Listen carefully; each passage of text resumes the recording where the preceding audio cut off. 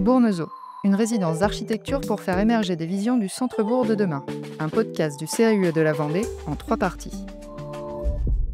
Alors, nous sommes actuellement à la deuxième, dans l'entre-deux phases entre les 2 premières phases de la résidence d'architecture. L'atelier Socle est venu pendant 15 jours et cette première phase de découverte était placée sous le signe de la rencontre. La rencontre avec les élus, les habitants, le paysage et l'architecture bournevésienne. Pour cette première phase, il y a eu des ateliers, un pot de convivialité et une balade comptée autour de la maison Meunier qui était ouverte comme lieu de rencontre. Ils sont partis il y a 3 semaines et reviennent dans 15 jours. Avec ce premier recul, pouvez-vous nous parler de cette première phase de la résidence du point de vue du projet urbain? Oui, tout à fait.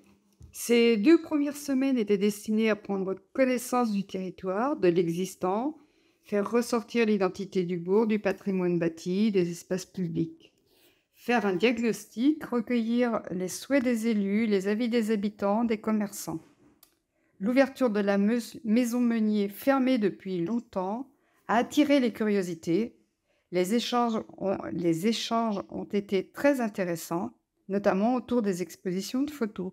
Bah, enfin, moi, il me reste d'abord une belle aventure humaine avec l'équipe, d'une équipe très à l'écoute.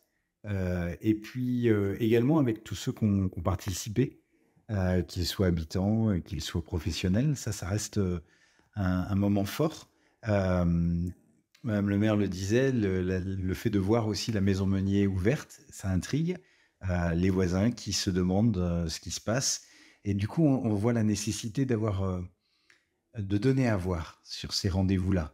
Moi, je pense à la soirée balade ou le pot de convivialité aussi. On a mis des guirlandes, la nuit tombait et ça éveillait la curiosité. Alors après, c'est peut-être ce qui est dommage, c'est que les gens ne s'arrêtent pas forcément, regardent, voient qu'il se passe quelque chose, mais se sentent pas forcément concernés. Et puis moi, ce que je retiens, c'est que ça confirme la nécessité de faire un pas de côté. C'est vraiment la tonalité qui est donnée à cette résidence d'architecte, ce pas de côté et cette nécessité d'élargir la vision de ce que doit être ou ce qu'est l'aménagement. On se rend compte qu'avec cette résidence, aménager, c'est pas seulement équiper, c'est pas seulement aussi assurer le développement ou imaginer le futur, aménager le futur pour des gens qui seraient pas encore là. C'est aussi faire avec les gens qui vivent là, pour peut-être penser demain, mais aussi pour le présent. C'est pas seulement pour l'avenir. Et puis, ça confirme aussi que aménager, c'est pas qu'une histoire de spécialistes ou d'experts techniques. Et on se rend compte que quand on donne une dimension aux sciences humaines, au métier de l'aménagement, qui soit une approche peut-être de sociologue, de paysagiste, en tout cas besoin d'esprit créatif, et ben ça donne une autre. Moi, ça a aussi changé ma façon de voir ce qu'était que l'aménagement, en fait, finalement. Alors, pour transmettre un petit peu votre expérience de la résidence d'architecture, on aurait aimé savoir de quelle manière vous avez participé à cette résidence d'architecture. Votre position et votre posture en tant qu'élu.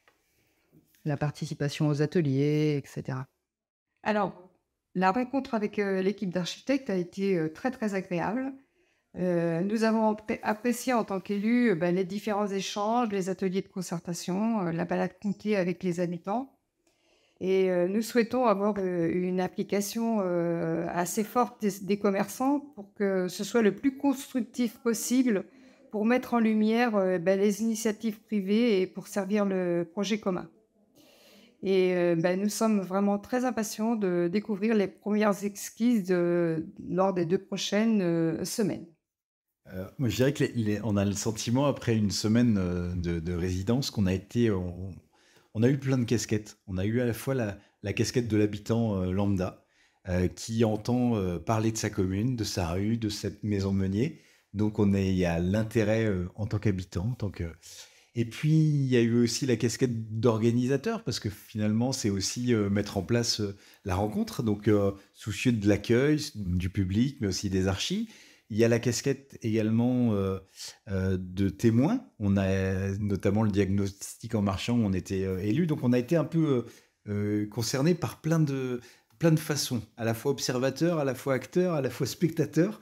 C'est assez troublant, mais très grisant. Voilà ce que par rapport aux postures qu'on a pu avoir. Et puis forcément, aussi impatient de la suite. Enfin, moi, je trouve que ça met en appétit. Et puis, se rendre compte que c'est à la fois rêver pour demain, mais c'est aussi très concret. C'est-à-dire quand on arrive en fin de semaine et qu'on fait la conclusion de la première période, on a soif de la suite et on se dit que, ah oui, quand même, il y a des choses assez concrètes qui peuvent sortir. Et est-ce que vous avez eu des retours des habitants ou des commerçants par rapport à cette première phase diagnostic, rencontre avec les architectes? Alors, les retours qu'on a pu avoir sont positifs, alors, mais ce sont des retours de gens qui ont participé, donc ça, c'est super. Ceux qui n'ont pas participé en ont entendu parler, donc c'est aussi super, mais on aimerait. Je trouve ça mobilise pas assez. Donc, qu'est-ce qu'il faut faire qu'est-ce qu'on peut mettre en place pour que davantage de personnes se sentent partie prenante dans cette histoire? Mais les retours sont plutôt favorables.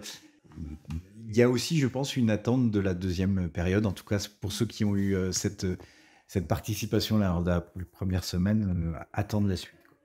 Je partage tout à fait l'avis de Monsieur Obino. Et, et effectivement, les retours sont plutôt positifs.